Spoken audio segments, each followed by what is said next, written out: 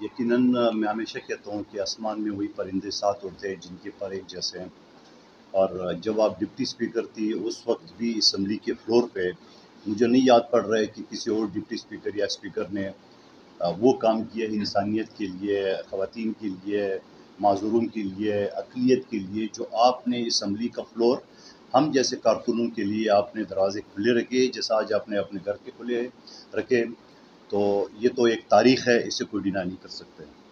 آج 10 دسمبر جو human rights day منایا جا رہا ہے عالمی، 1948 کو یو این ڈکلیریشن پاس ہوا، اور میں ہمیشہ یہ کہتا ہوں میڈیا پہ بھی، کون سا ہیومن رائٹ ڈکلیریشن، کون سا انسانی حقوق؟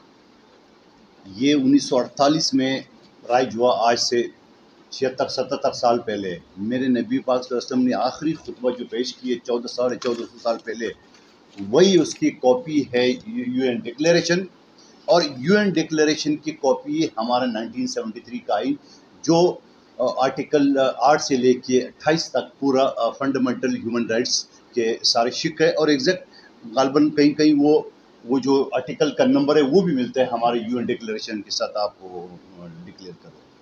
یقیناً آج ایسی جگہ پہ ہم کھڑے ہیں کہ بے بس اسلامی دنیا، جن کے حکمران عائشی میں ڈوبے ہوئے ہیں، جن کی جائیداد یورپ امریکہ میں، میری بہن آپ ان سے امید رکھ رہے ہیں.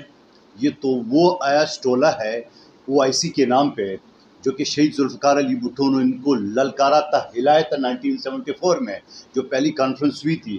اس کے بعد ان کا نام، اور شہید بھٹو کو بھی اس بات کا امید تھی کہ میرے لیے پورا امت مسلمہ کھڑی ہوگی.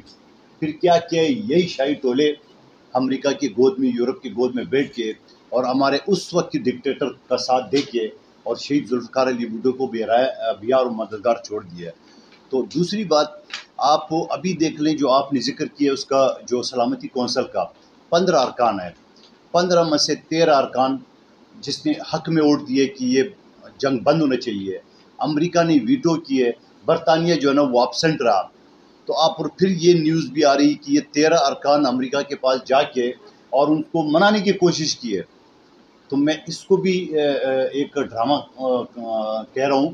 آپ ان کو منانے کی بجائے آپ یہ قرارداد پاس کریے. قرارداد کیا ہوتا پاس ہوتا، پھر کیا ہوتا؟ کشمیر کا قرارداد پاس نہیں ہوا ہے، آج تک عمل ہوا ہے، چیخ چیخ کے پوری دنیا عمل ہوا ہے. تو یہ قرارداد یہ یو این اسمبلی جو ہے نا، یہ امریکہ کی ایک میں کیا لفظ سخت نہیں ادا کروں گا، امریکہ کی ایک برانچ ہے جو دنیا کو بیوقوف بنانے کے لیے، دنیا کو قابو کرنے کے لیے اس طرح کے ایک ورنہ بڑا آسان تھا محترمہ رائلہ ٹیوانا صاحبہ، کہ بڑا آسان تھا اس حوالے سے کہ یہ جا کے امریکہ کو منانے کے لیے اور اس قرارداد کو پاس کرنے کے بجائے یہ 13 ممالک جو اسلامی ٹھیکیدار ہیں یہ اعلان کرتے آج سے بائیکاٹ اسرائیل کا، آج سے امریکہ کے مصنوعات کا بائیکاٹ، آج سے یورپ کے مصنوعات کا بائیکاٹ، آج سے ہر طرف سے کفار یہودیوں کا بائیکاٹ. یہ تو کر نہیں سکے کیونکہ ان کی جائیدادیں موجود ہیں امریکہ اور یورپ میں.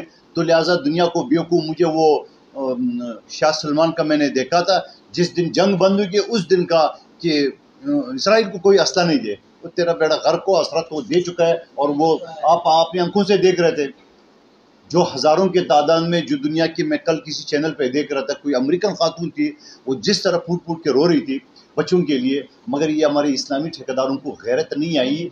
کم از کم اتنی کر لے کہ ان کی مصنوعات کا بائیکاٹ کر، کم از کم یہ کر دے کہ ان کی ملک کا امپورٹ بند کر دے ان چیزوں کا. یہ کبھی نہیں ہو سکتا بھائی، یہ ڈرامہ کرتے رہیں گے. اور ساتھ ساتھ میں یہ بھی کہوں گا، یقیناً پاکستان ایک ایٹمی ملک ہے، یقیناً پاکستان اس کے لیے کر سکتا ہے. لیکن یہاں بھی ایک شرمناک بیان آ گیا تھا نگران وزیر اعظم کا کہ 2 اسٹیٹ کے اوپر بات کریں گے. 2 اسٹیٹ کا مطلب کیا ہے؟ آپ 2 اسٹیٹ کا مطلب یہ کہ اسرائیل کو بھی تسلیم کرنا، فلسطین کو بھی کرنا. ٹھیک ہے، تو فلسطین کو تو پہلے ہی ہم تسلیم کر چکے ہیں، تو دوسرا اسٹیٹ تم کس نگران حکومت تسلیم کرے گا؟ تو یہ بھی ایک نہ قبول کرنے والی بات ہے.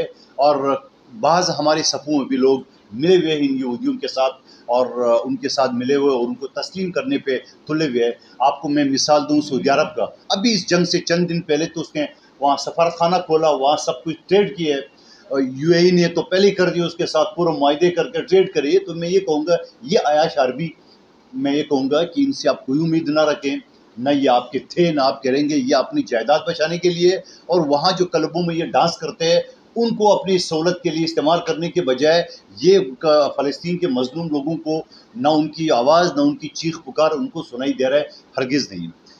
لیکن ساتھ ساتھ اس دن کے حوالے سے میں یہ بھی کہنا چاہ رہا ہوں کہ ہمارے ملک میں جو ظلم ستم ہو رہا ہے اس کے اوپر بھی بات کی جائے. 10 دسمبر اگر ہم منایا جا رہا ہے تو ہم اس لیے بنا رہے ہیں کہ ہمارے ملک کے اندر بھی جو مظلوم کے ساتھ کیا ہو رہا ہے، ہمارے ملک میں کیا ہوتا ہے، ہمارے ملک میں جو چیزیں ہو رہی ہے آپ کے سامنے کس طرح. میں سیاسی بات نہیں کروں گا لیکن کم سے کم میں قانون کے طالب علم کے حصے سے کروں گا کہ اسلام آباد ہائی کورٹ کا جو اپیل ہے، جو سزا ہو جاتی ہے، اس کا ٹائم ہے 20 دن. وکیل صاحب بیٹھے ہیں ہمارے، خٹک صاحب پیچھے، بیرسٹر مسعود بھی بیٹھے ہوئے ہیں. 20 دن کا ٹائم ہے. ہمارے حکمران یہاں سے سزا ہو جاتی ہے اور 6.5 سال بعد آ جاتا ہے اور عدالت دروازے کھل آؤ جو مانگنا ہے مانگ لو. اپیل بھی منظور ہو جاتی ہے. پھر یہ کہانی شروع ہوتے ہوتے پھر اگلی مرتبہ پھر وہ سزا یافتہ ہو جاتا ہے. سزا میں اور آپ نے نہیں کیا، پاکستان کی عدالتوں نے کیا. پھر یہ باہر چلے جاتے، پھر یہ الیکشن کا اعلان ہوتا ہے، زیر عرس پہ وہ آتا ہے اور پھر عدالت کے دروازے کھولے جاتے ہیں اور اس کی کیسز بھی ختم کیے جاتے ہیں. لیکن شہید ذوالفقار علی بھٹو کا جو ریفرنس ہے، صدارتی ریفرنس، وہ 45 سال سے وہ پینڈنگ تھا، بلکہ 11 سال سے ریفرنس تھا. اور ان کی جو شہادت کا اور یہ جو ایک